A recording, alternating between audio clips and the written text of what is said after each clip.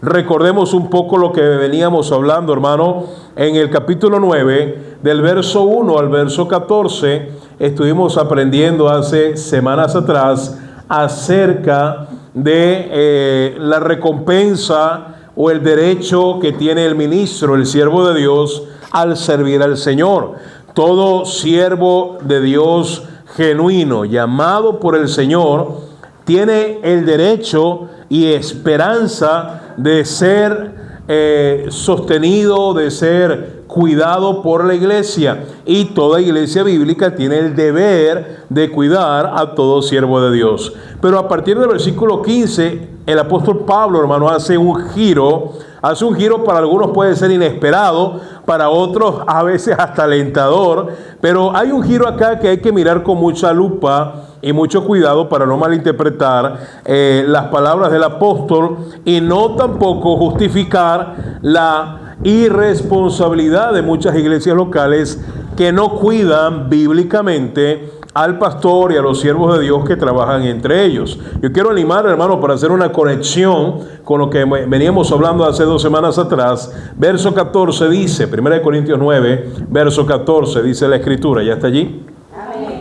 Así también ordenó el Señor a los que anuncian el Evangelio que vivan, ¿de qué, hermano? Pero yo de nada de esto me he aprovechado. Si ve, pastor, si ve, ahí está. Pablo está diciendo que aunque él tenía el derecho de aprovecharse económicamente de la iglesia, pues él no lo hizo. Entonces, ¿por qué habríamos nosotros de dar y financiar económicamente a alguien si Pablo es ejemplo a no hacerlo?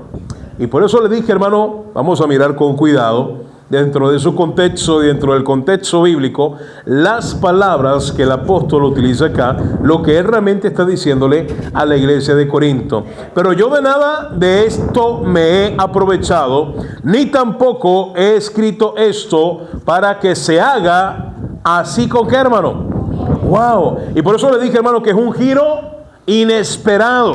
En los primeros 14 versículos, Pablo presenta, escúcheme, una tesis acerca de la responsabilidad y del deber de toda iglesia bíblica de sostener económicamente a los siervos de Dios, ¿cierto o no? No quedó en duda los argumentos presentados por Pablo, argumentos internos, es decir, escriturales, argumentos bíblicos, y aún se fue a ejemplos, hermanos, y argumentos del sentido común, como por ejemplo cuando estaba hablando de la milicia. Si recuerda la milicia, que no hay soldado, nunca ha habido un soldado, jamás hay soldado a sus propias ¿qué? Expensas.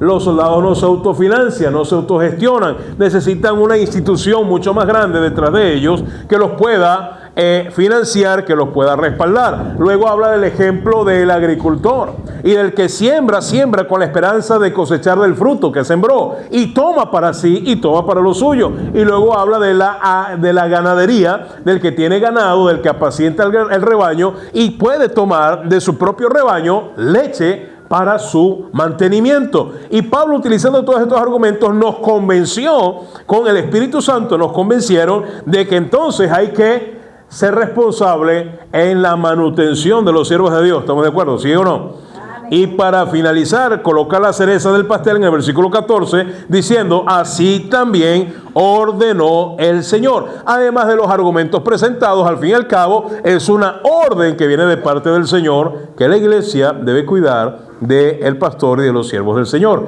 ¿Y dónde está el giro inesperado? El 15. El 15, Pablo ahora nos sale diciendo, hey, todo esto que les dije es verdad, pero no lo estoy usando como mi carta de presentación, no lo estoy usando como apalancarme para que ustedes hagan así conmigo. Y pareciera ser una incongruencia. Y es lo que le vamos a pedir al Señor que nos guíe en estos minutos que nos queda, a entender entonces lo que Pablo quiere o trata de enseñar a los corintios. Y muy bien lo dijo el apóstol Pedro, que andan muchos por allí indoctos, tomando de la palabra de Dios, especialmente, dice, de los escritos de nuestro hermano amado Pablo. Y agarran sus palabras y las tuercen, no entendiéndolas. El mismo apóstol Pedro, hermano, ¿sabe qué dijo? Que cosas que Pablo escribía eran de difícil entendimiento. El mismo apóstol Pedro. Pues si para el apóstol Pedro habían textos que Pablo escribía, para él eran difíciles de entender, ¿qué queda para usted y para mí? Por eso necesitamos la ayuda de ¿quién, hermano? Del Señor. Vamos a orar. Buen Dios, gracias te damos. Rogamos, Señor, en esta hora, en este tiempo, que nos guíes a toda verdad. No pretendemos saberlo todo. No pretendemos, Señor, descifrar misterios. Sabemos que toda tu palabra revelada, toda tu palabra escrita, es para nuestro provecho, es para nosotros, es para nuestros hijos y las siguientes generaciones, pero rogamos que tu Santo Espíritu, como Maestro por excelencia, nos pueda guiar, nos pueda iluminar, nos pueda ayudar a entender estas palabras que muchos tuercen, muchos falsos maestros, muchas falsas iglesias el día de hoy por hoy, tuercen este texto y muchos más para justificar el pecado, para justificar irresponsabilidades, algunos para abusar del derecho que tú has otorgado a tus siervos, y otros o otras iglesias para más bien no ser responsables cuidando a aquellos siervos que tú has regalado y has dado como un don para la iglesia. Gracias, Padre, porque tu palabra es verdad. Rogamos, Señor, siempre que nos ayudes a exaltar tu palabra. Queremos, es nuestra intención, exaltar y levantar tu verdad.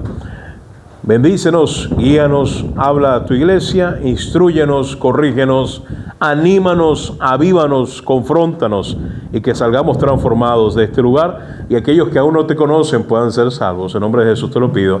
Amén y amén. Esta mañana, hermano, ya a mediodía, el mensaje de hoy se titula,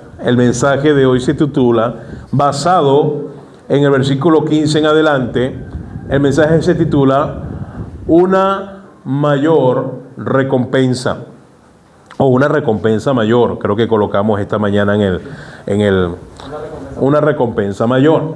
Y quiero empezar, ¿verdad? De allí, ese punto de partida, usar el título del mensaje, porque algunos se preguntarán, pastor, ¿por qué una recompensa mayor?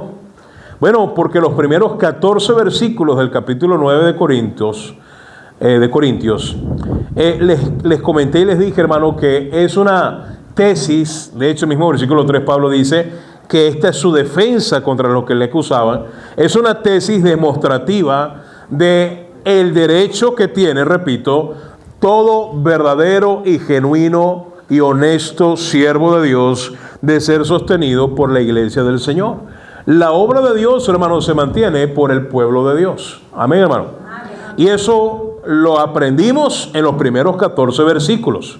Y sí, lo que hace mucho ruido, tal vez en algunas cabezas más que otro, es que luego de Pablo demostrarnos de una manera magistral, apologéticamente hablando, cómo con evidencias, repito, cotidianas, humanas, podríamos decir, escriturales y espirituales, hasta incluyendo el mandato expreso del Señor de que la iglesia debe cuidar y sostener a los siervos de Dios, como ahora Pablo dice, aunque todo esto es verdad, no quiero que lo hagan conmigo. Y allí, hermano, ese versículo 15, 16, aún hasta el 18, muchos lo toman, ¿verdad?, para mostrar una supuesta apariencia de piedad. Muchos también el día de hoy se colocan de este extremo y dicen, no, a los siervos de Dios no hay que darle nada, que trabajen. Pablo hacía tiendas, Pablo hacía aquello, Pedro pescaba. Hermano, ¿usted ha leído en la Biblia que Pedro pescaba después de que era pastor de la iglesia de Jerusalén? Hasta el punto, hermano, que no daba tiempo ni siquiera atender a los hermanos de la iglesia, y él tiene que escoger a diáconos porque dice, no puedo abandonar el ministerio de ¿qué? De la oración y la palabra. ¿Usted cree que le quedaba tiempo de pescar? Y si lo hacía por hobby, ¿verdad? Sí, los domingos por la tarde, con los hombres, la reunión de hombres. ¿Sí me voy a entender, hermano?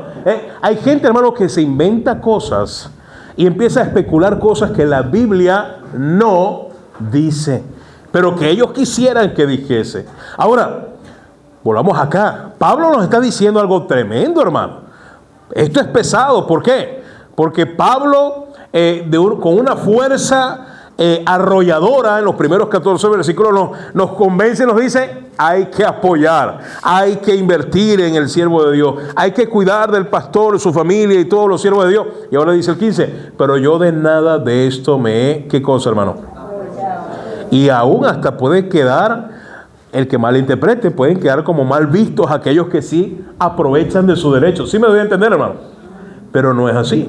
Ahora Pablo dice: de nada de esto me he aprovechado, sigamos leyendo, y tampoco he escrito esto, ¿para qué? Para que se haga así conmigo. Palabras claves, hermano, que hay que tomar, que el mismo apóstol está mencionando. Porque, ¿y qué dice después? Ya. ¿Sí está leyendo la Biblia, hermano? Yo no tengo la cara tan bonita para que me la vea mucho. Mire, dice: porque, ¿qué cosa, hermano?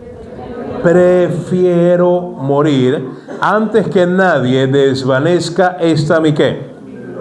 Si usted y yo tenemos comprensión lectora, el versículo 15 al final es bien revelador. ¿Sabe qué está diciendo? Pablo, en los primeros 14 versículos, nos enseña la voluntad de Dios, los principios que la iglesia debe abrazar, las convicciones bíblicas en cuanto al sostenimiento del siervo de Dios, del derecho del ministro de Dios, del siervo de Dios. Pero el versículo 15, Pablo está hablando de convicciones, le pregunto, hermano, o de preferencias. ¿Está hablando de convicciones o preferencias? ¿Está hablando de algo que Dios mandó a hacer o algo que Él particularmente, escúcheme, en la libertad que todo creyente tiene en Cristo, y Él como siervo de Dios prefiere no hacerlo consigo mismo? ¿De qué está hablando Pablo? ¿Pablo está hablando de convicciones o está hablando de preferencias? Está hablando de algo que él prefiere que no se haga ¿con quién? ¿Con quién? Con él en particular, hermano. Y ese es el contexto inmediato y donde usted y yo tenemos que tener ese pulso de cirujano y tener cuidado. Hey, yo prefiero, ¿y por qué? Porque hay un contexto particular. Recuerda, hermano, con quién él está hablando. Él está hablando con una iglesia madura, espiritual, una iglesia que soportaba las verdades de Dios. No, Pablo, hermano, viene desde el capítulo 1 y aunque pareciera que su lenguaje y sus palabras son contundentes, Pablo viene realmente pelándolos como una cebolla, los viene pelando por capa, hermano, y viene como un cirujano trabajando en el corazón de los corintios. Y ahora él sabe que hay otro conflicto en la iglesia de Corinto, y es que aunque los corintios, hermano, tienen capacidad financiera para apoyar e impulsar la obra de Dios, no están dispuestos a hacerlo. Ahora tuviesen una excusa más, una justificación más para no hacer lo correcto y no hacer la voluntad de Dios. Recuerda el capítulo anterior, el capítulo 8. Los problemas de conciencia. En el capítulo 8, Pablo le cita y le señala a ellos que no hay problema con comer cualquier clase o producto cárnico, aunque haya sido ¿qué? Sacrificado a los ídolos. Pero, si tú sabes que un ídolo no tiene ningún conflicto, es decir, es nada en el mundo para nosotros, hermanos, los creyentes, tenemos un solo Señor, el Rey de Reyes y el Señor de Señores. ¿Amén o no? Un ídolo no es nada. ¿Sí? Y allí, ¿verdad? Pablo le dice: si tú sabes eso, tienes ese conocimiento, pero lo haces delante de un hermano que no tiene la misma convicción que tú tienes, no está siendo de bendición, le está haciendo de tropiezo. Porque te falta, ¿qué cosa? Amor por el hermano. Y hasta Pablo dice: si es necesario, y otra vez viene la aplicación al final del capítulo 8, si es necesario que yo mismo, que me encanta la carne, deje de comer carne, porque a mi hermano Félix no puede comer carne, no le gusta la carne, es vegano. Triste por él. Y como carne delante de él, y no, yo prefiero, para no ser tropiezo, la fe de mi hermano, y que él no se vaya pensando: ay, mira, el pastor, ay, come morcilla, chinchurria, ¿verdad? Y asaduras. ¿Cómo? Y ese es el que se para a predicar allí. Y él se va ahí con un concepto, no tanto de mí, sino generalizado del cristianismo. Y su fe va a ser afectada, y su crecimiento va a ser afectado, porque vio al hermano Johnny comiéndose una chistorra. Y a él le parece un chiste, ¿verdad? Pastor, que una chistorra, un chorizo bien sabroso. ¿Sí? Yo no sé por qué menciono esas cosas a esta hora, hermano. Creo que... Ahora, ¿sabe qué? De la misma manera, hermano, escúcheme, en ese mismo sentir, Pablo llega al capítulo 9 y sigue mencionando cosas que para los corintios eran de tropiezo. Y Pablo lo que no quería hacer era ¿de qué, hermano? De tropiezo para que el evangelio, para que la madurez que él quería que los corintios manifestasen, no se estorbase, no se detuviese, no se pusiese un freno, no se estancase, y que los corintios no buscasen cualquier excusa para no crecer. Pablo lo que realmente está haciendo acá, hermano, es llevando la carga, siendo él el hermano fuerte, llevando la carga de los hermanos que son ¿qué? Débiles. Y qué triste, hermano, porque aquí no está hablando de uno o de dos hermanos.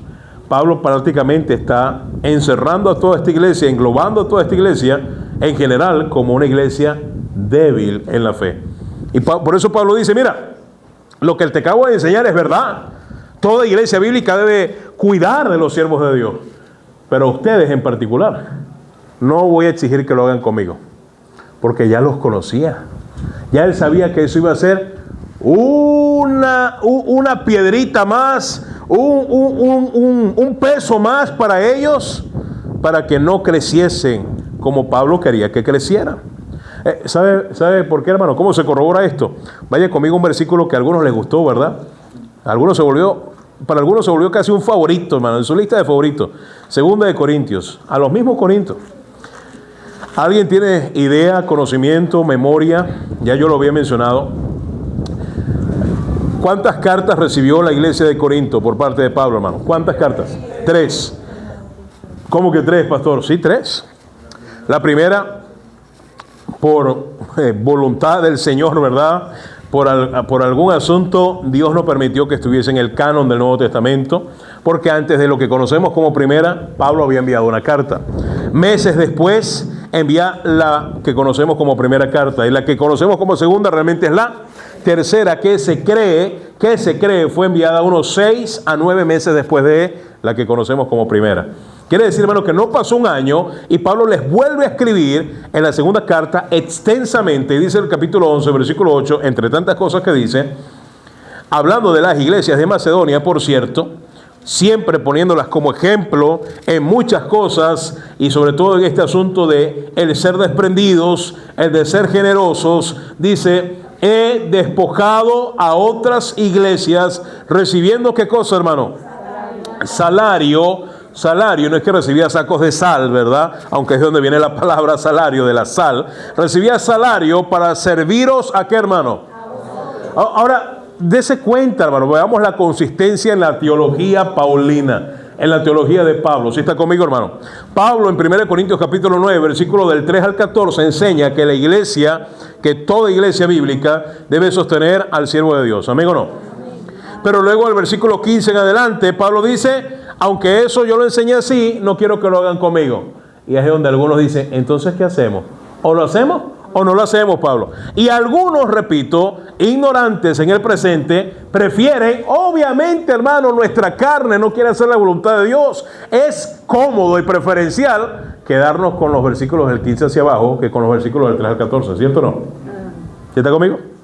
Es decir, no, mira, ¿te das cuenta, hermano Ángel? Al fin y al cabo, eso de dar ofrenda, no. Pablo no lo exigió a los corintios, pero ¿por qué no lo exigió a los corintios? Pero mira, Pablo sí recibía y usaba de ese derecho de otras iglesias. Entonces sí se da cuenta que en la práctica fue una decisión particular, fue una decisión aislada de Pablo y preponderante y únicamente solo con la iglesia de ¿qué? Fue solo con los corintios. Porque a los macedonios no le dijo lo mismo. A la iglesia de Filipo no le dijo, no, a ustedes tampoco de ustedes quiero recibir nada. No, vaya conmigo, Filipenses capítulo 4. Vamos a ver. Estoy enseñando lo que dice la Biblia, hermano, ¿sí? No le dije que le iba a enseñar lo que le agrada o que le gusta escuchar. Filipenses capítulo 4, versículo 10. En gran manera me gocé en el Señor de que ya al fin Mira cómo dice, ya al fin habéis revivido. Esa palabra revivido es clave. No es primera vez que lo hace la iglesia de Filipo. Por cierto, Filipo es la capital de Macedonia en los tiempos bíblicos. Está hablando de la iglesia, una de las iglesias de Macedonia. Y dice, al fin habéis, ¿qué cosa, hermano? Revivido. Es decir, ellos frecuentemente tenían la práctica de financiar la obra, la vida y la obra del apóstol Pablo. ¿Sí está conmigo, hermano? Filipenses 4:10. Aprendamos a mover la Biblia un poco más rápido, hermano. En gran manera me gocé en el Señor de que ya al fin habéis revivido vuestro cuidado. ¿De qué? Fíjense, muy particular. Cuidado de mí, mis necesidades. De lo cual también estabais solícitos. Es más, ustedes, filipenses, yo sé que tienen el deseo, la disposición, pero faltaba la ¿qué? La oportunidad, ¿verdad? El Western no estaba despachando divisa, las cuentas estaban bloqueadas, ¿verdad? El internet estaba caído y apenas hubo oportunidad, pues enviaron. Versículo 11. No lo digo porque tenga que. Qué tremendo, Pablo. Pablo en ese momento que recibe la ofrenda de los filipenses no estaba escaso. Qué bendición. Pues he aprendido a contentarme, cualquiera que sea mi qué. La palabra contentarse allí no es conformarse, sino estar satisfecho y agradecido. Sé vivir humildemente. Es decir, he aprendido a vivir en escasez y en abundancia. Sé tener abundancia en todo y por todo estoy ¿qué, hermano?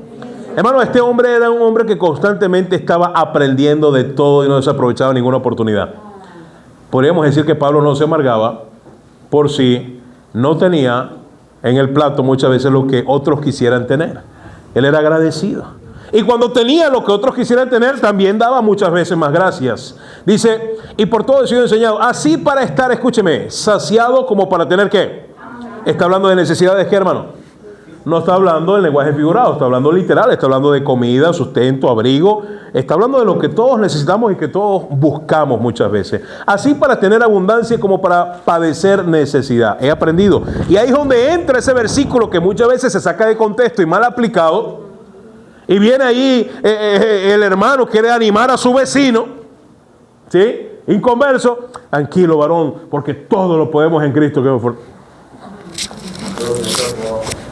No.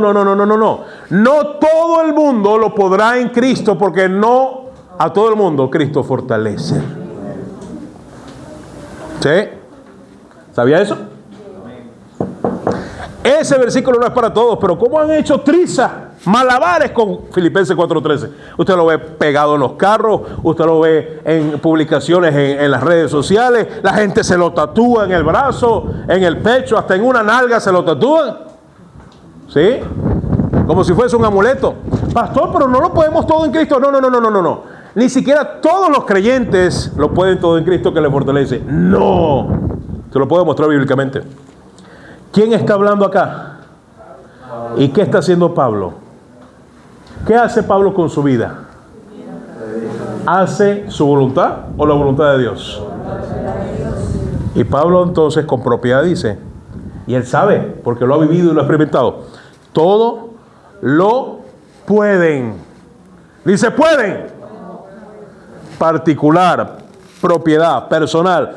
Todo lo puedo. Yo sí puedo decir, como siervo de Dios en la escasez y en la abundancia, he visto la mano de Dios, que todo yo lo puedo en Cristo que me fortalece. No sé ustedes, pero yo sí sé. ¿Cuál es el punto, hermano? Que aquel que hace la voluntad de Dios podrá decir y ver la mano y el poder de Dios en su vida y podrá decir, todo lo puedo en Cristo que me fortalece. Aún si usted es creyente y no está haciendo la voluntad de Dios, ese versículo no aplica a usted. Báilese ese trompo en la uña. Mire cómo se ha romantizado la Biblia.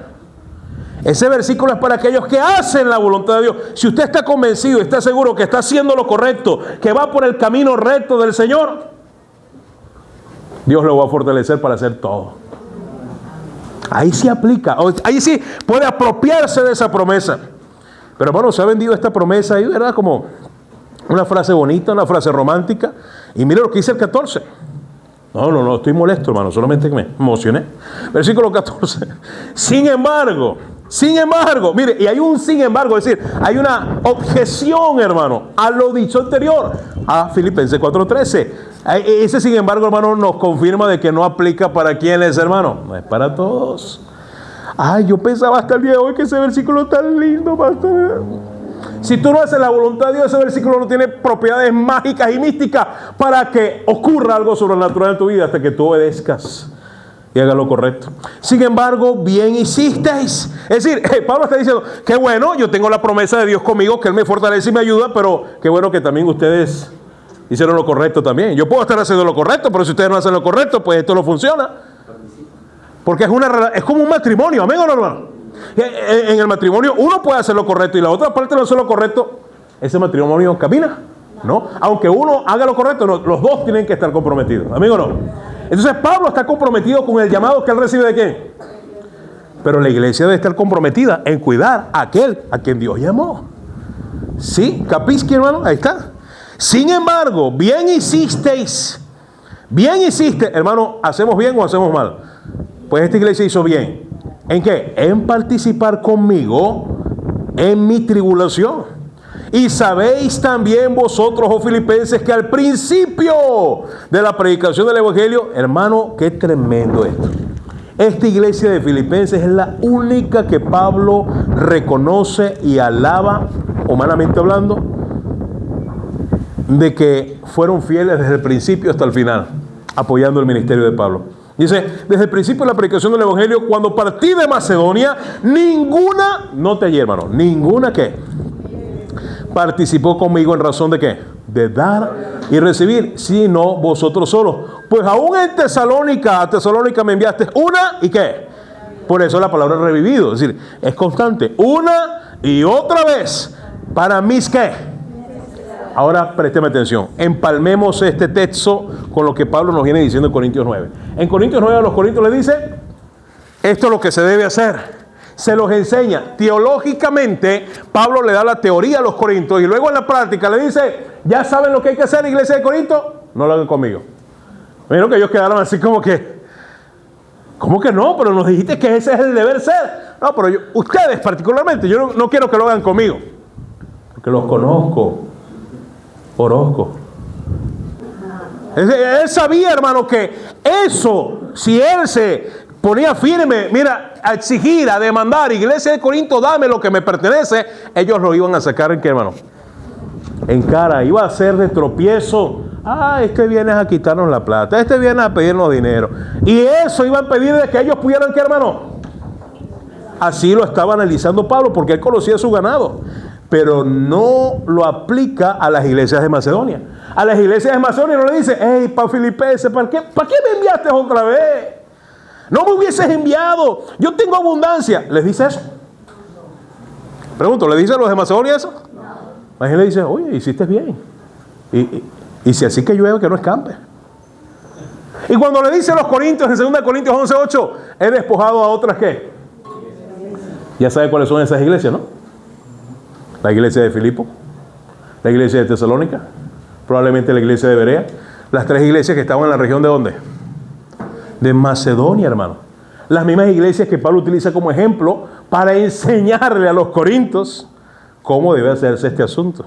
Allá en el capítulo 8 y en el capítulo 9 de la segunda carta. ¿Sí está conmigo, hermano? O lo veo un poco aturdido, hermano, ¿sí? Sí, está sencillo esto, hermano. Por eso que hay que entender, hermano, que hay instrucciones en la Biblia que no todas las debo tomar para mí porque son muy particulares, porque tienen que ver con un contexto inmediato y particular. Volvamos al capítulo 9 de 1 de Corintios, pero yo de nada de esto me he aprovechado, ni tampoco he escrito esto, y fíjense que está hablando particular con ellos, para que se así conmigo, porque prefiero, entonces es preferencial, no es por convicción, prefiero morir antes que nadie desvanezca esta mi gloria. Y ahora Pablo se dice una verdad tácita, una verdad no solamente para él, sino para todo creyente, especialmente para todo aquel que es llamado a predicar el evangelio. Pues si anuncio el evangelio, no tengo por qué. Eso me hace recordar las palabras del Señor, hermano, cuando dice ya en los evangelios, en Lucas 10, si no mal recuerdo, Lucas 16, perdón, cuando habla del siervo, del deber del siervo, ¿sí recuerda? Que qué siervo que luego que trabaja en el campo llega a la casa, qué siervo su señor le dice, ven, siéntate acá, come conmigo. ¿Qué siervo hace, qué señor hace eso con su siervo? Y el señor dijo, ¿qué? Ninguno. Primero le dice, mira, ve, arregla, prepara todo, ve, límpiate y luego comerás tú. pero no te sientas, no eres un igual, no es un igual con su Señor. Y después de haber terminado todo, el Señor le dice al siervo, siervo inútil eres, porque debiendo haber hecho lo que hiciste, eso hiciste. No hiciste de más, hiciste lo que se te mandó. Pastor, cuando hacemos lo que se nos manda, somos inútiles. Bueno, así dice el Señor. Y por eso Pablo dice en 1 Corintios capítulo 9, si, mire lo que dice otra vez el 16, de ahí es donde viene esa idea. Pues si anuncio el qué, hermano, no tengo por qué. En otras palabras, el siervo que viene del campo, que trabaja, que prepara todo para su Señor, ¿tiene algo de qué gloriarse? Porque ese es su trabajo. No tiene por qué jactarse y decir, mira, ¿cómo lo hice hoy, Señor? Bueno, como lo hace todos los días. No hay nada de especial. ¿Sí me doy a entender, hermano? Y el Señor, imagínense que le llegamos al Señor, mira, fuimos ayer a Palo Negro y fuimos tanto y le predicamos el Evangelio. Y el Señor dice, bueno, eso es lo que yo espero, ¿no? Eso no me impresiona. Hermano, a veces creemos que impresionamos al Señor. ¿Sí me doy a entender? A veces la gente puede impresionarse, pero sabe, el Señor no se impresiona. No. Y eso es algo que Pablo tenía claro. Dice, mira, si anuncio el Evangelio, ¿qué cosa sorprendente estoy haciendo? Pues a eso me llamaron, a predicar el Evangelio. Allá se me apareció el Señor vía Damasco. Quedé hasta ciego. Y luego se me mostró lo que debía hacer. Y el Señor me dice, te he escogido como instrumento para que lleves el Evangelio, mi palabra, seas luz a los gentiles. Y ahora Pablo haciéndolo, ¿qué tiene de especial? Fue lo que se le mandó. ¿Amén o no, hermano? ¿Qué está haciendo de más? ¿Qué está haciendo extra? Pues nada. Y es lo que Pablo está diciendo ahí en el versículo 16. Pues si anuncio el Evangelio no tengo por qué gloriarme, porque me es, ¿qué cosa, hermano? Impuesta. Pablo era un siervo subordinado, hermano. Cuando entendamos, mi querido hermano, que usted y yo estamos subordinados, no vamos a exigir nada de parte de Dios. Amén, hermano. Por eso el mensaje se titula, hermano, una mayor recompensa. ¿Sabe por qué? Porque el cuidado de la iglesia, el siervo de Dios, es una recompensa, escúcheme, material. Es la recompensa por servir al Señor, materialmente hablando. ¿Sí está conmigo? Pero el Señor tiene una mayor recompensa para sus siervos que lo que la iglesia le pueda dar. ¿Sí está conmigo? ¿Y sabe cuál es esa recompensa? Mire lo que dice al final del versículo, el capítulo. Dice, a ver, versículo 24. ¿Ya lo tiene? 23 dice, y esto hago, me salté algunos versículos, pero ya va a ver. Y esto hago, es decir, eso de negarse a sí mismo, de no tomar el derecho bíblico, escritural, de que la iglesia le cuide a él, que la iglesia de Corinto le cuide monetariamente. Esto hago por causa de qué, hermano. Es decir, justamente él no quería colocar tropiezo para que el evangelio siga corriendo en la vida y en los corazones de los corintios, para hacerme copartícipe de él. Y mire lo que dice adelante. ¿No sabéis que los que corren en el estadio, y ahora otra vez utiliza ilustraciones, manzanitas y dibujitos para explicar las verdades espirituales? ¿No sabéis que los que corren en dónde, hermano? En el estadio. Está hablando de atletismo, está hablando de deportes. Ay, los deportes son malos. Mire, bueno, hasta Pablo utiliza los deportes como ejemplo, el Espíritu Santo. Todos a la verdad corren en el estadio, pero uno solo se lleva el qué, hermano. Corre de tal manera que lo que, hermano, que lo obtengáis. Hermano, Pablo habla acá de un premio, Pablo habla de una carrera, Pablo habla de un esfuerzo, Pablo habla de un galardón, habla de una recompensa. Todo aquel que lucha de todo se abstiene. Ellos a la verdad, ellos, los atletas, los deportistas, los impíos, para recibir una corona ¿qué? Corruptible. Eran hojitas, hermano, de olivo y de pino que le colocaban como corona, como premio y como galardón, pero que a los minutos se secaban. Coronas corruptibles, pero ellos bien jactanciosos, muy gloriosos de sus méritos. Pero nosotros los creyentes, debemos esforzarnos para qué, hermano, para una corona ¿qué? Incorruptible. Versículo 26. Así que, es un conclusivo, yo de esta manera corro no como a la aventura. Es decir, no es al azar, hermano, no es sin un plan, no es sin disciplina, no es sin compromiso. De esta manera peleo, no como quien golpea al aire, no sin propósito, no sin meta, sino que golpeo mi ¿qué? mi cuerpo, mi carne, mi concupiscencia, mis deseos, mis pasiones, y la pongo ¿en qué? En servidumbre. Hermano, Pablo entendía que para poder culminar la carrera, él no podía dejarse llevar por sus pasiones. Él tenía que sujetar sus pasiones a Dios y su palabra. Y lo pongo en servidumbre, no sea que habiendo sido, ¿qué, hermano? Heraldo para otros, yo mismo venga a ser, ¿qué? No habla de la salvación, habla de ser eliminado del ministerio, habla de no ser más útil en las manos de Dios, hermano. Qué triste que hombres de Dios que hoy son útiles, mañana pueden dejar de serlo. O que en el pasado fueron de gran bendición para la obra de Dios, por alguna falla, por algún descuido, por falta de disciplina, por falta de dominio propio, por falta de esfuerzo, como David. ¿Sí recuerda a David, hermano? Dice la Biblia en 2 de Corintios, 2 de Samuel, capítulo 11, que en los tiempos que los reyes debían ir a la guerra, ¿dónde estaba David? En el balcón de su palacio. Estaba mirando Netflix. Bueno, no decía que estaba mirando canal de otro, ¿verdad? ¿Cómo dice? Ya olvidaba, hermano, que estabas acá. Sí. Y ahí estaba David mirando, ¿verdad? Extasiado. Ya, de hecho, no era una película, era una serie, porque tenía días viendo eso. Sí. Y ya sabemos lo que pasó con David. ¿Por qué? Porque no tuvo autodisciplina, no tuvo dominio propio. ¿Amén o no? No golpeó su ¿qué? Su cuerpo. Y no es un golpe literal. Está diciendo, no voy a proveer, no voy a satisfacer lo que mi carne me pide. Pablo, hermano, era un hombre como usted y como yo, creyente, siervo de Dios, pero con pasiones también. Y acá lo deja en evidencia. ¿Por qué, pastor? Hay una recompensa mayor. ¿Sabe por qué? Porque sí, qué bendición cuando una iglesia, escúcheme, cuida del siervo de Dios económicamente. Pero no hay mayor cuidado que Dios le pueda dar a ese siervo. Y sabe, la mayor recompensa es un día estar en la presencia del Señor, ¿sí? En el tribunal de Cristo. Y allí se van a otorgar no coronas ni de olivo ni de pino, sino que se van a otorgar, el Señor mismo va a entregar coronas de piedras preciosas. ¿Sí? Pero ¿a quiénes? ¿A quiénes? ¿A quiénes?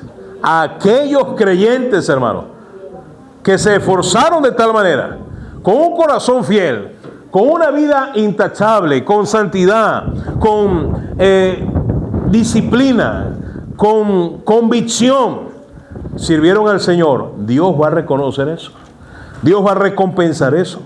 Mi querido hermano, hay una recompensa mayor que nos motiva a permanecer fieles al Señor. Y no es lo que tal vez una iglesia nos pueda dar. Hermano, mire, ¿sabe qué? Hay gente que malinterpreta este asunto, ¿verdad? Y lamentablemente hay unos cuantos vividores, claro que sí, en la obra de Dios. A veces, si se tratase de dinero, hermano, le voy a decir algo yo. Si se tratase de dinero, yo no fuera pastor. No, aquí con ustedes yo no consigo plata, hermano. Si se trata de eso, ¿sí me explico? Si andamos a veces sufriendo para completar el transporte, hermano. Y si algunos se preguntarán, ¿y de qué comerá el pastor? Porque está gordito, ¿verdad? Mi esposa me mantiene. ¿Sí? Hermano, Dios es bueno, ¿amén o no? Porque cuando tú haces la voluntad de Dios, Dios va a cuidar de ti. El asunto, hermano, es que Dios bendice al que da. Y si usted no da, pues la bendición Dios se la va a dar a otra persona. Usted se pierde la bendición. Pero sabe, a veces uno va a una iglesia, ¿verdad? Uno va a una iglesia y lo invitan y uno predica. Y uno ya sabe cómo es el protocolo, la mecánica, como usted vio, como cuando invitamos a alguien. Y uno ya sabe, ¿verdad? Uno predica, lo llevan a comer a veces. Hace poco estuve predicando en una iglesia y muy bien los hermanos, ¿verdad? Se turnaron y hubo un hermano que me preguntó, pastor, ¿qué quiere comer hoy? Yo le digo, bueno, hermano, si es lo que yo quiero, no sé si lo pueda dar. Sí.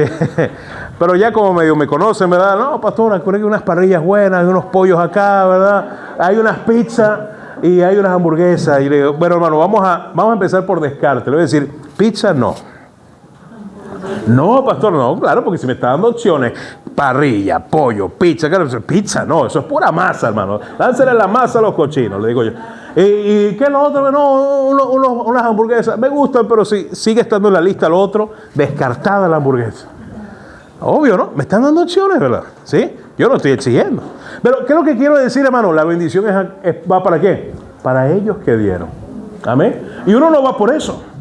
Uno no va por eso. Como dice el apóstol Pablo, sé contentarme, hermano. Usted no me lo está preguntando, pero yo he estado en iglesias donde me han invitado. No le voy a decir a nadie que es la iglesia. Estoy en iglesias donde me han invitado y me reciben, me colocan allí en un cuartico, así como el de las palomas. ¿Sí? A veces hasta peor. Y le dicen, bueno, pastor, usted es misionero, ¿verdad? Así descaradamente, como eres misionero, tú tienes que aguantar todo, ¿verdad? Y uno así como que, te quiero volar la cabeza, pero Señor te reprenda. Y uno todavía, hermano, pone eso a un lado, ¿verdad? Para no ser tropiezo, porque por algo Dios lo llevó a uno en ese momento, en ese lugar. Es lo que yo pienso, ¿no?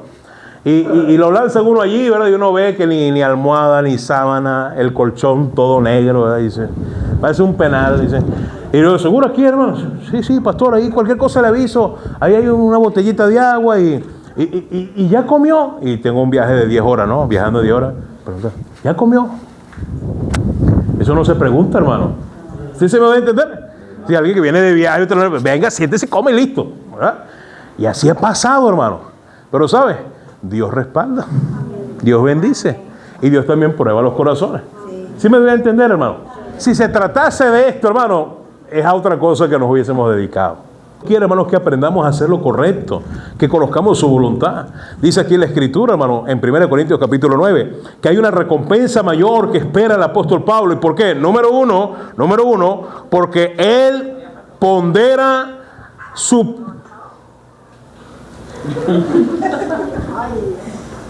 Ese es el almuerzo, ¿eh? ¿O es que ese es el final? No sé quién me saludó ahí, ¿verdad? Bueno, número uno, hermano, le decía, mire cómo cortan la nota uno, ¿eh?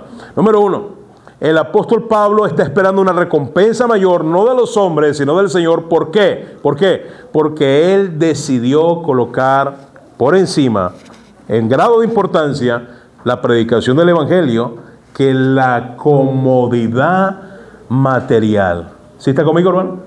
Es decir, Pablo no está diciendo que no necesita.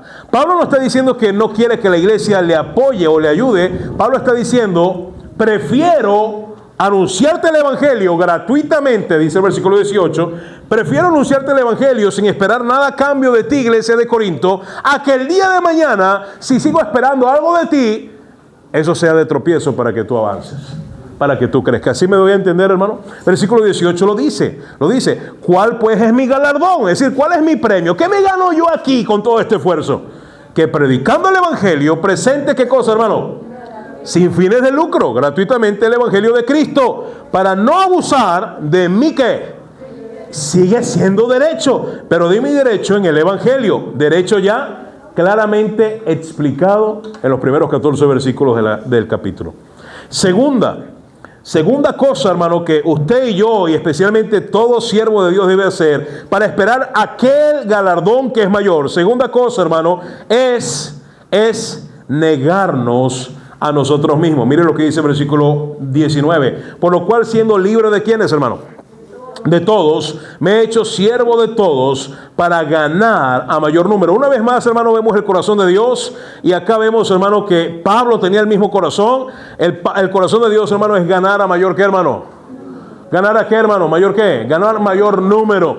Ganar a mayor número significa ganar mayor almas para Cristo. Que más personas sean alcanzadas con el Evangelio. Que más personas puedan conocer al Salvador. Que más personas puedan entender que hay esperanza en Cristo. No en una iglesia, no en una religión, no en un líder político, sino en Jesucristo se entregan sus vidas y corazones. Entendiendo que Cristo murió por ti. Que Cristo resucitó al tercer día. Y tiene el poder para cambiar tu vida, transformar tu hogar y toda una generación, toda una sociedad. Si te arrepientes y colocas tu fe en Él. Pablo, hermano, está completamente comprometido con la predicación del Evangelio, convencido que lo único que cambia vidas es el Evangelio de Cristo. Por eso Pablo dice, mira, mi intención es que más gente sepa del Evangelio y por esa razón, versículo 20, me he hecho a los judíos como judío. Qué tremendo, hermano. Pablo inteligentemente y con madurez hace uso de la libertad que tiene en Cristo. Libertad no para libertinaje, no para hacer lo que quiere, sino para aprovecharla para presentar a Cristo, de ser de influencia con el Evangelio. Una nota, hermano, que quiero agregar acá.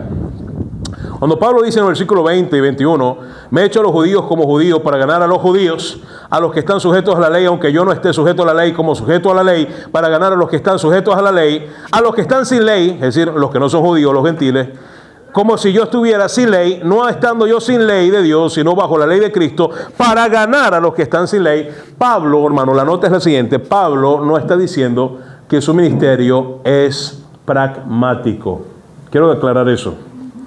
Hoy en día, hermano, el cristianismo barato y moderno, contemporáneo de hoy, hermano, está plagado, inundado y salpicado de pragmatismo. Y uno de los pasajes que toman y que distorsionan es estas palabras de Pablo, decir, ve, Pablo se hizo judío a los judíos para ganarlo y a los mundanos se hizo mundano para ganarlo, entonces tenemos que ser mundanos para ganar a los mundanos. Y hay que cambiar la música, hay que cambiar la vestimenta, hay que cambiar las convicciones. Ahora los jóvenes ya no se reúnen para escuchar la palabra de Dios. Ahora los jóvenes, el hermano Hernán, el pastor de jóvenes, va a invitarlos este martes 16 de diciembre a un concierto de medianoche. Rock cristiano. La Cristoteca. Ah, no, pastor, así vamos a alcanzar. No, a medios jóvenes de San Juan. Porque Pablo dijo que él se hizo judío a los judíos. Y a los que no tenían ley se hizo como sin ley. Y sabe, eso es una mala interpretación del pasaje. Y la mayoría de las iglesias profesantes han tomado ese versículo y lo tuercen. Y lo miran de esa manera y lo enseñan de esa manera. Y no es lo que Pablo está diciendo. Pablo lo que está diciendo es, mira, yo soy libre. Y esta libertad que tengo en Cristo la voy a usar para ganar a mayor número, pero la voy a usar inteligentemente, pero también con responsabilidad, con madurez. Y qué curioso, hermano, sería hasta incongruente estas palabras. Note conmigo, me he hecho a los judíos como qué. Una pregunta, ¿Pablo no era judío? ¿Cómo que se había hecho judío, pues? Exacto. Ahora, él lo que está queriendo decir acá no es que estaba simpatizando con los judaizantes, no es que estaba simpatizando con falsas doctrinas. Pablo lo que estaba diciendo es, mira, en aquellos puntos, escucha esto muy bien, hermano, en aquellas áreas, en aquellos puntos donde el judaísmo no afecta el evangelio de Cristo ni la doctrina de Cristo, Pablo le va a utilizar como punto de partida, como punto en común para él acercarse y hablar de Cristo. Por eso que cuando Pablo va a Jerusalén, sí recuerda, antes de ser enviado a Roma encarcelado, Pablo llega a Jerusalén y mismo Pedro y Jacobo le dicen, mira, y los judíos que estaban allí, es tiempo de consagración. ¿Y qué hace Pablo? Hermano, lea la Biblia, el libro de los Hechos. ¿Qué hace Pablo? Se raspa la cabeza como señal de voto, porque todos los judíos practicantes estaban rapándose la cabeza. ¿Y sabe qué pensó Pablo? Pues rasparme la cabeza no me hace ni más ni menos cristiano. Es decir, él no lo hizo porque guardaba ritos o rituales del judaísmo. Él lo hizo para, como podemos decir, hasta mimetizarse en algo que no le afecta moralmente. Raparse la cabeza no le afecta. ¿Sabe qué se hubiese afectado moralmente a Pablo? Que se hubiese puesto una peluca. ¿Sí? ¿Sí me debe entender, hermano? Pero él se raspa la cabeza y dice, si a este grupo de judíos que tienen cierto rechazo a Cristo, a ese rechazo, esa aversión que tienen a Cristo, eso, yo se las puedo disminuir con que ellos me vean rapado la cabeza y me dan la oportunidad de acercarme a ellos y presentarles a Cristo, entonces me voy a rapar la cabeza. Y aunque ellos piensen que yo estoy guardando voto como ellos están guardando, realmente mi intención es presentarles ¿a quién? A Cristo. Eso no significa que usted va a salir de acá y se va a hacer 10,000 tatuajes en el cuerpo. Eso es otra cosa. ¿Sí me estoy dando a entender, hermano? ¿Por qué? Porque eso sí afecta moralmente al creyente.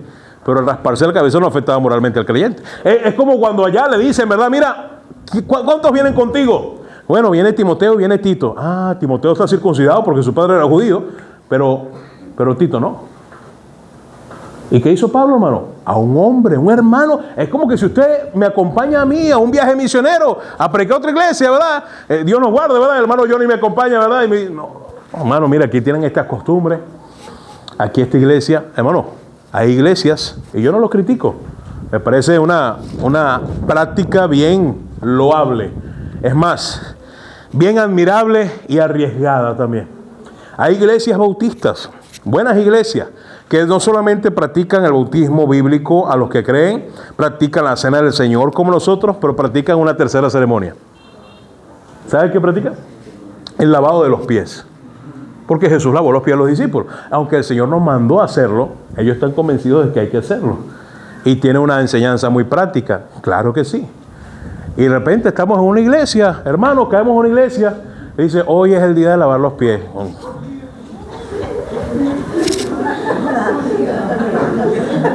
¿Sí está conmigo, hermano?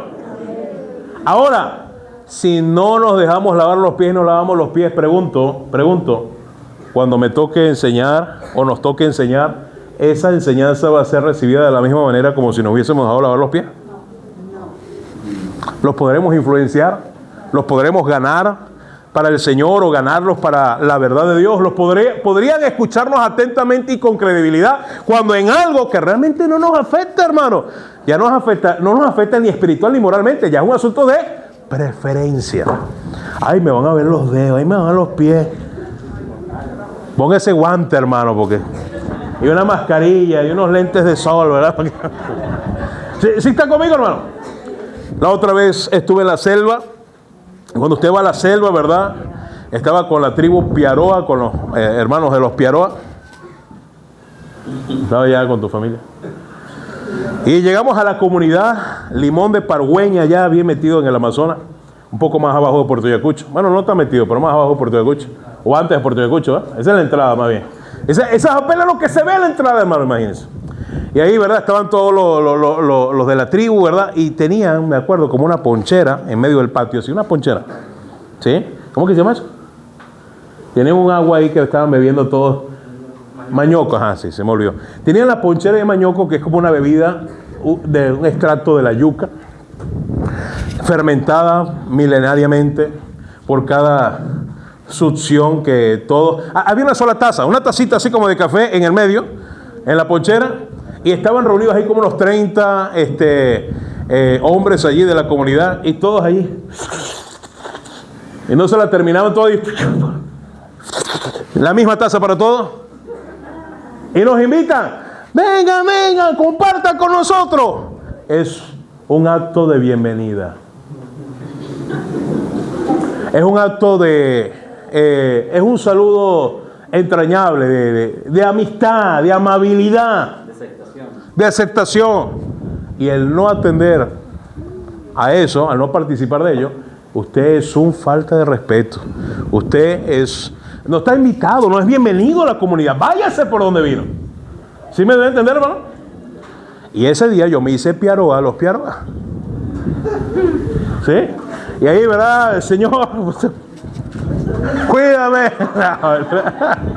Y ahí, ¿verdad? Yo mirando así. Todavía estoy viendo. Sí, sigo en pie. Ah, ok. No me morí. Nos vemos en el cielo, ¿verdad? ¿Sí? Así hacen, ¿verdad? Todos beben de ahí. Pero, ¿sabe? No pasó nada, ¿verdad? Porque yo la mala no muere, después me enteré. Pero eso es lo que Pablo está explicando en estos versículos, hermano. Es poner a un lado nuestra comodidad, nuestras preferencias, nuestras cosas que nos agradan, hermano, que nos hacen sentir bien. Me he hecho a los judíos, hermano, es estrategia, es inteligencia, es madurez. Amén, hermano, ¿está conmigo? Porque Pablo está esperando un galardón mayor. Está esperando una recompensa mayor. Me he hecho a los judíos como judío. No es que ahora lo sea, pero para ganar a quiénes, hermano. A los judíos. Le dice más abajo, me he hecho, dice el versículo 21, a los que están sin ley, como si yo estuviera sin qué.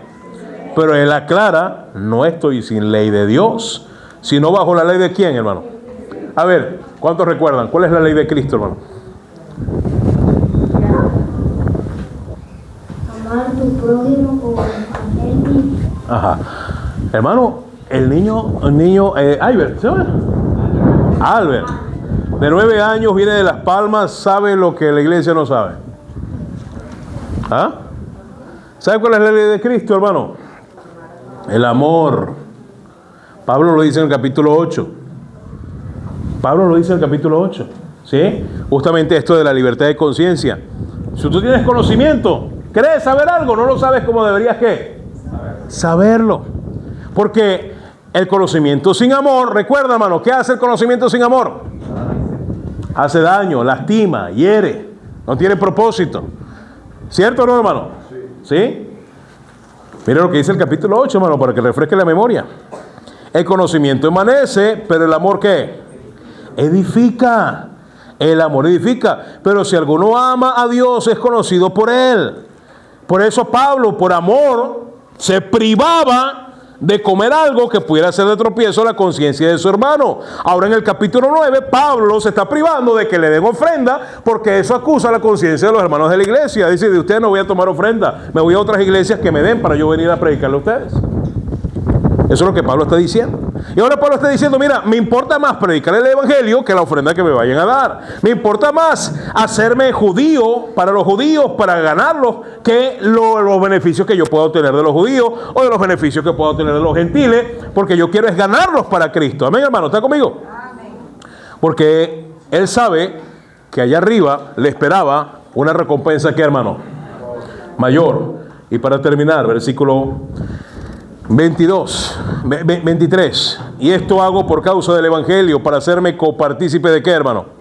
Es decir, todos estos esfuerzos, todo este sacrificio, toda esta autonegación, todo este compromiso, toda esta ponderación superlativa del evangelio por encima aún de los beneficios materiales que Pablo pudiera recibir de la iglesia, para él era más importante anunciar el evangelio y negarse a sí mismo con tal de ganar a mayor número, porque él sabía que hay una recompensa para aquellos que ganan almas para Cristo. Hermano, ¿ganas tú almas para Cristo? Mucho silencio, ¿verdad? ¿Sabes por qué? Porque Dios va a premiar. Si eres hijo de Dios, hermano, Dios espera que tú también ganes a mayor número. Dios va a premiar y recompensar y reconocer a aquellos que se entregan comprometidamente al llamado que Él ha hecho de ir y predicar el evangelio. Por eso Pablo decía, ay de mí, va a haber juicio y condenación para mí, va a haber pérdida de recompensa, va a haber castigo para mí si no anuncio el evangelio. Igualmente para toda la iglesia. Versículo 24 dice, ¿no sabéis que los que corren en el estadio, todos la verdad corren, pero uno solo se lleva ¿qué? El premio? Y esto muchos han discutido, ¿verdad? Pablo no está hablando de que hay competencia entre los hermanos, sino que está hablando, hermanos, que usted y yo, escúcheme, todos tenemos una carrera particular que correr, y Dios espera que tú llegues al final de la meta y salgas victorioso en la carrera que Él te ha dado. ¿Estás conmigo?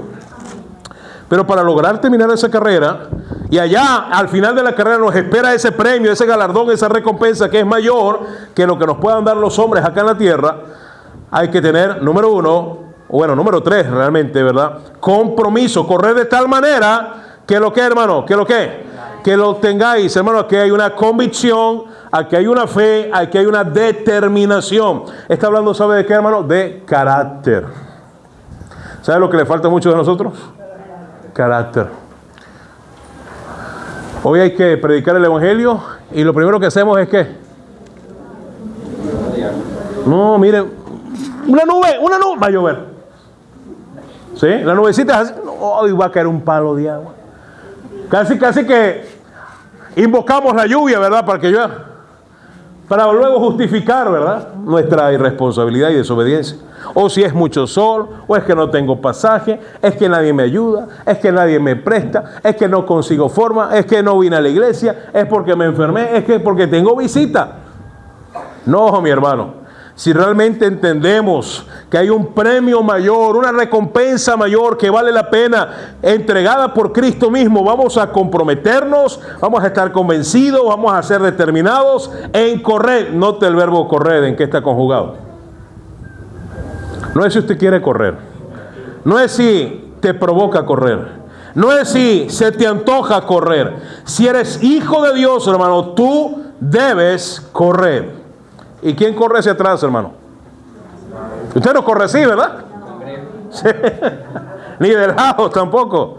Corremos hacia adelante, hermano, sin detenernos. Mire la comparación que el Señor hace acá, el símil que hace es con los atletas, hermano. Y sabe, en el atletismo hay distintas disciplinas o modalidades, mejor dicho.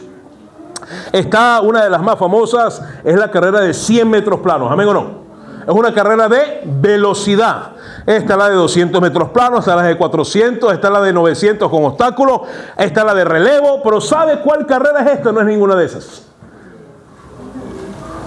No es ninguna de esas, es una sola. Es la carrera con la que se compara acá, es el maratón. El maratón, ¿sabe lo que es el maratón? Es una carrera en pista, a veces en calle, a veces con subidas, con bajadas, con baches. Pero es una carrera que desde que se inicia debe ser, ¿qué, hermano? Terminada, concluida.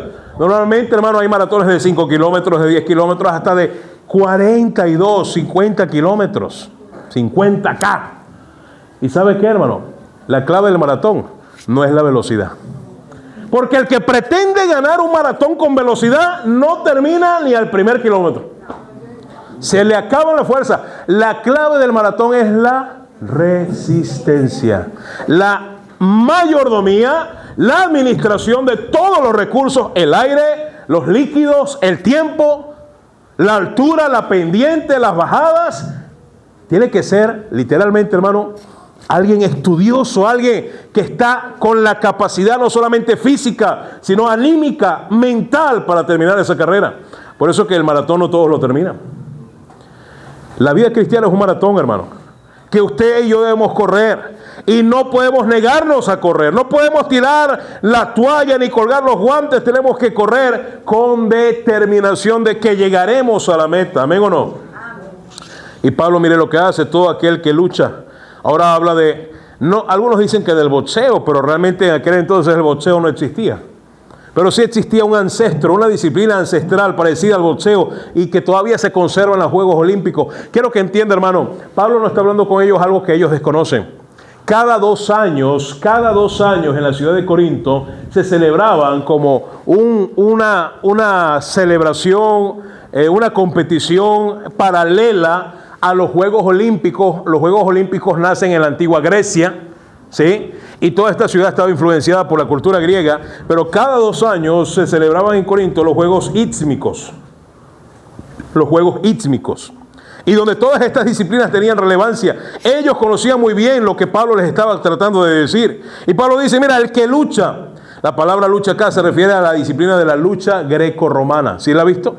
Creo que por aquí hay una jovencita que... ¿Tú practicas eso, no? Lucha greco-romana. Y mira, ahí está en la Biblia. Ay, ahora todos vamos a practicar lucha. No es eso.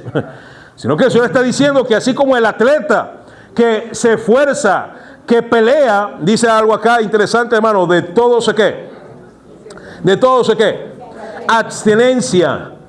¿De abstiene de qué? De todo aquello, hermano, que pueda dañar su cuerpo, su entrenamiento para no conquistar y ganar ese trofeo o esa corona.